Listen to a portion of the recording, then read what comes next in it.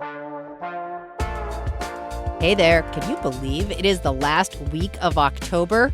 My goodness. From the KUOW newsroom, this is Seattle Now. I'm Patricia Murphy with a roundup of today's top stories. Coming up, a look at this native land, a new exhibit at the Washington State History Museum. It's Monday, October 27th.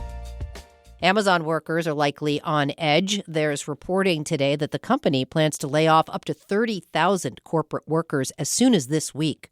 Company officials have not confirmed the news, which was first reported by Reuters. GeekWire's Todd Bishop says if the notices go out as expected tomorrow morning, they would be a giant reduction to Amazon's corporate workforce that currently numbers around 350,000 people. If that happens, this could be a pretty significant blow to the tech economy in Seattle and also to the broader economy. By comparison, Microsoft has laid off about 15,000 people globally, and we assume that these 30,000 in Amazon's corporate workforce would also be global, but that gives you a sense for the scale. Bishop says he's heard the projected cuts will be broad-based, most likely employees at warehouses and fulfillment centers, as well as engineers and program managers will not be affected. Amazon has headquarters here in Seattle and in Arlington, Virginia. The U.S. Navy is investigating a pair of non-fatal crashes involving a Bremerton-based aircraft carrier. Both a fighter jet and a helicopter based on the USS Nimitz crashed in the South China Sea within 30 minutes of each other on Sunday afternoon. Crew aboard both aircraft were rescued. They're said to be in stable condition. The Nimitz home port is Naval Base Kitsap. The aircraft carrier is on its way home after spending the summer in the Middle East. This is the final deployment as the ship is set to be decommissioned next year. President Donald Trump speculated to reporters aboard Air Force One that the incidents could have been caused by bad fuel. National Guard troops in Oregon will not be able to deploy until at least 5 p.m. tomorrow. This after a court ruling late last week delayed deployment. Oregon Public Broadcasting's Dirk Vanderhart has more. A 3-judge panel of the Ninth Circuit Court of Appeals ruled President Trump was allowed to deploy National Guard troops to Portland. But the Ninth Circuit has now stayed the order until at least Tuesday. The court said it needs more time to decide whether a larger group of judges should take up the case. The upshot is that Trump remains barred from sending troops into the city until the appeals court decides its next move. That was Oregon Public Broadcasting's Dirk Vanderhart. No Guard troops have been deployed in the city thus far.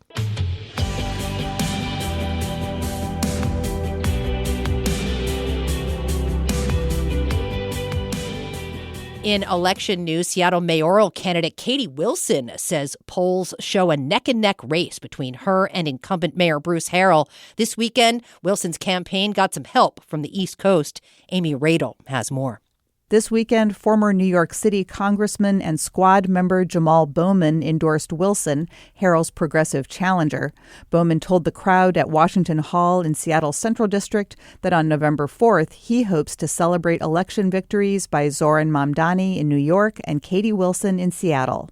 And I'm excited to build a local grassroots progressive movement in every city, county, zip code, jurisdiction, state in our country. Wilson said if elected, she'll champion the rights of workers and renters. Harrell has touted his endorsement by former Transportation Secretary Pete Buttigieg. Harrell says he's made unprecedented investments in affordable housing. Amy Radel, KUOW News. Also on ballots this election, an important proposed amendment to the state constitution. Scott Greenstone has more on that story. If you make a paycheck in Washington, chances are you're familiar with the Washington Cares program. It's 58 cents out of every $100 you make, and it pays for long-term care for elderly Washingtonians. Elizabeth New is not a fan. She's an analyst with the Libertarian Washington Policy Center, and yet she's voting for an amendment that could grow Washington Cares. I think WaCares needs all the help it can get. We need it to succeed. People's wages are being taken. Care is expensive. The program could be insufficient with current funding, so the amendment New is voting for would allow the state to grow the fund by investing in the stock market. A new poll from the left-leaning Northwest Progressive Institute has almost half of voters saying yes. Scott Greenstone, KUOW News. In business news, profits are down at Alaska Airlines, according to the company's latest earnings report. The company says two big problems hurt the bottom line: a computer outage in July that caused days of travel delays and unusually stormy weather on the East Coast. The company is warning that rising fuel prices may also affect its results for the rest of the year. Alaska's overall revenues were still up for the quarter, taking in about $3.8 billion.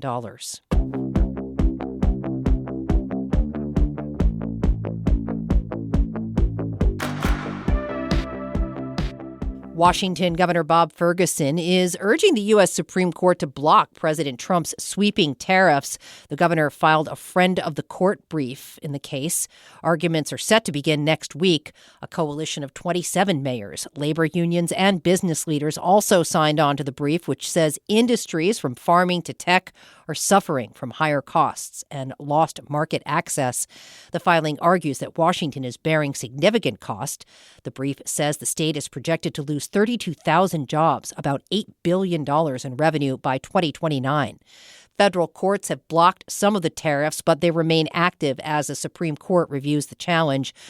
The governor says the tariffs are unconstitutional and only Congress has the power to levy tariffs. A Whatcom County raw milk cheesemaker is pulling several products over E. coli contamination. Public health officials traced 3 infections to products from Twin Sisters Creamery, based in Ferndale. Now all sizes of Whatcom Blue, Farmhouse, peppercorn, and mustard seed cheeses produced since late May have been recalled. The cheese brand may have been repackaged by your grocer, so check the market label for the original listed brand. A few sun breaks today after this weekend's atmospheric river. More than an inch of rain fell on the Seattle area over 15 hours on Friday. That's the most rain to fall in the area since December 2023. As for the rest of the week, Kayla Mazurkowicz with the National Weather Service in Seattle says the dryness today and tomorrow aren't going to last. Right now, it definitely looks like Halloween's going to be wet. Sorry to break it to everyone. I guess, you might as well dress up as like a submarine or something because you might be in the water. Mazurkowicz says it's still a little early to say just how wet trick-or-treaters could be this weekend. Meteorologists say the region needs the rain. The state is dealing with one of its top 5 driest years.